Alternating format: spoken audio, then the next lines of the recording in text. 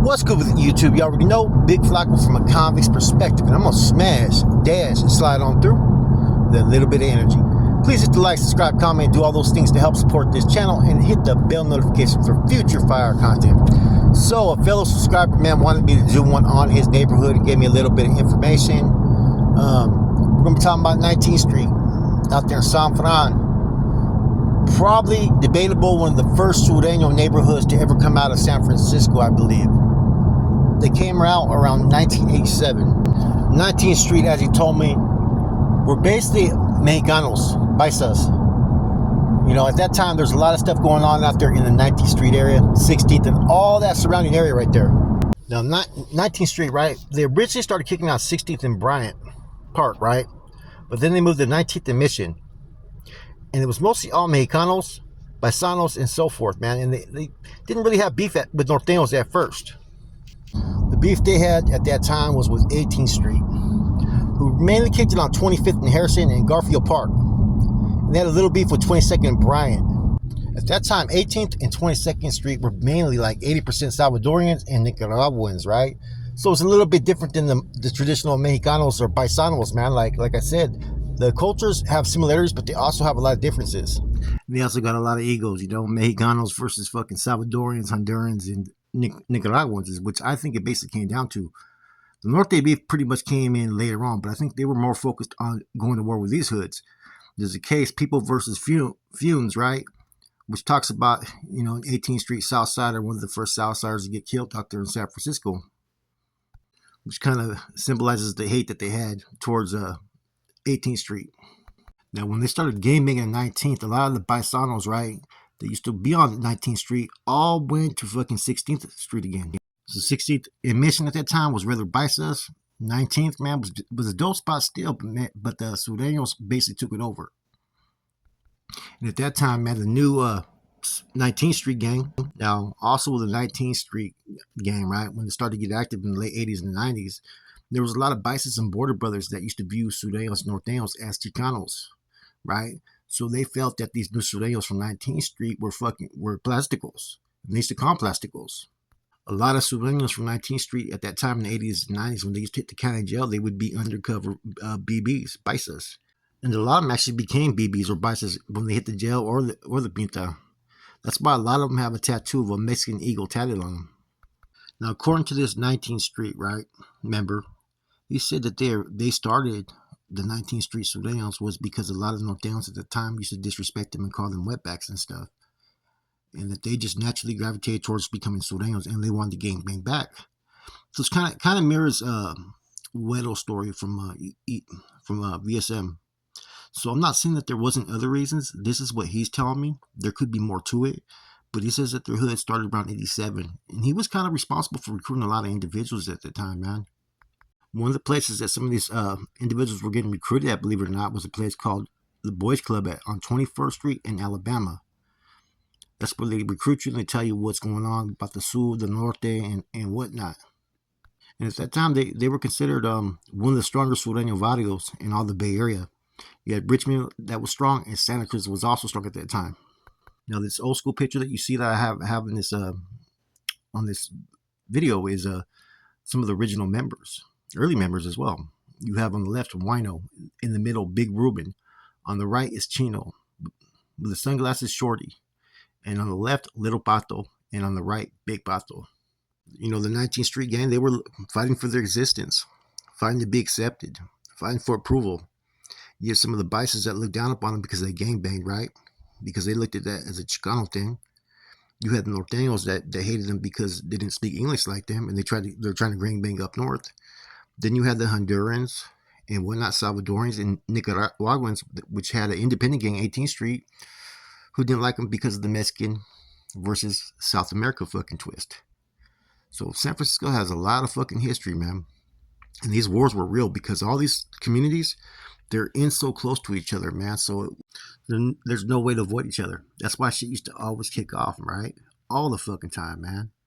And so 19th Street had to go through a lot of shit. Eventually, there was a younger generation or a younger hood that started up 16th Street, right? Which eventually clicked up with 19th. 19th being the older Vatos, 16th Street being the younger Vatos. And to this day, they still rocking together. So 19th Street had a lot of factors against him, right? And this was game banging in the 90s where it just blew up everywhere. If you ever seen this a video, right, from way back in 1993, it's called Cities Under Siege. And it was about 4 different cities about the gang violence. San Francisco was one of those cities. So the gang violence in the Mission District was off the fucking chain, man. It rivals that of certain areas like in, San Jose and even in LA. It's just it's a small little area, but the amount of violence and gang activity that was going on out there, man, it rivals any area at that time in California, man, because it is a city, and the city kind of moves a little bit different, and the environment's more fucking compacted. So the gang shit was getting real out there in Frisco. Now, some people may say, well, oh, they just weren't bices that started. Well, this is according to one person that told me the story about that. You know what I'm saying? That it was bices that originally started 19th Street, and it was for the disrespect that Norteños were putting up on them. This came from an original member's mouth. He was present, and that's how he remembers it. Now, were there other Surenos in San Francisco at that time? I'm positive there was. There probably was some that were influencing some of these individuals to become Surenos, or they probably started seeing them around. You know what I mean?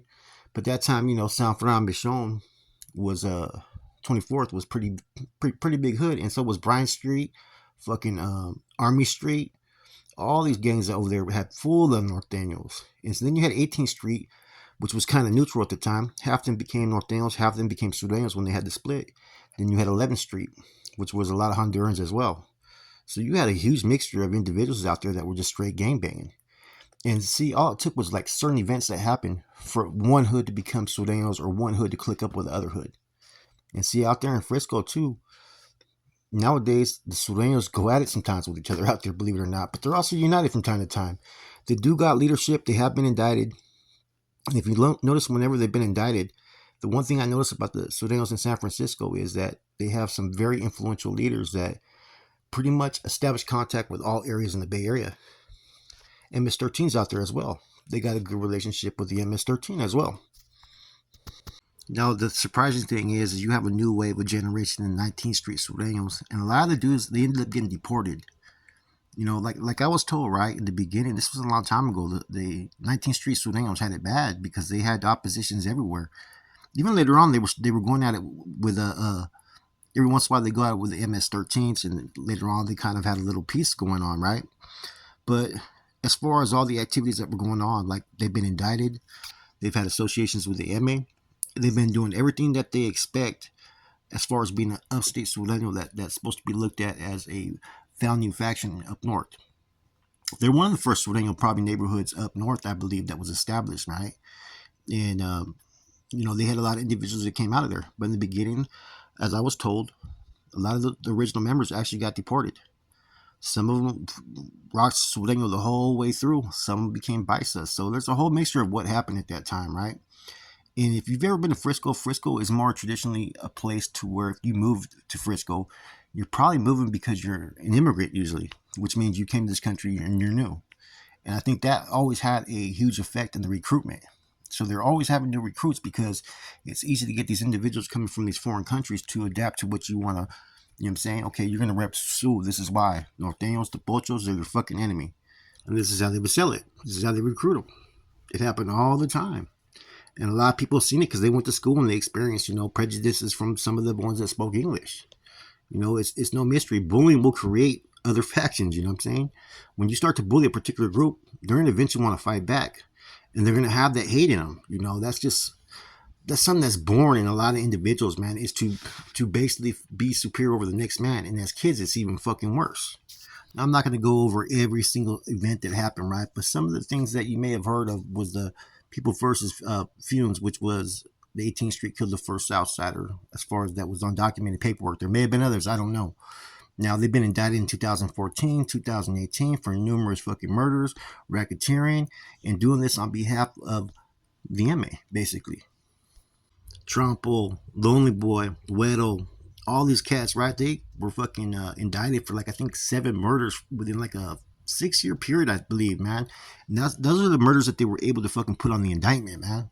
Not the ones that were not solved. Now, there's also been a lot of, Sureños from 19th Street that have been killed, man. Like I said, the violence goes back and forth. You know, you're in an environment that's so fucking close and compacted, man, that you're gonna have issues. You're gonna have stabbings. You're gonna have shootings, and you're gonna have deaths. You know.